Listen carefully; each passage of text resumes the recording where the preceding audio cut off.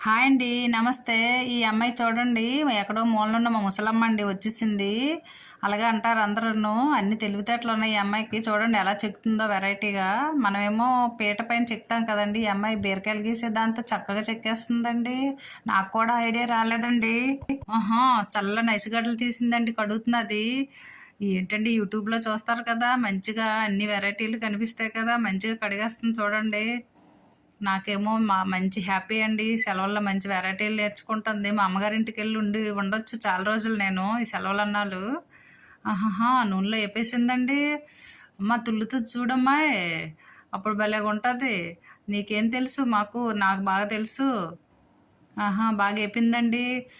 ఓహో, క్రిస్పీగా బాగా వచ్చాయండి. మంచిదేనండి.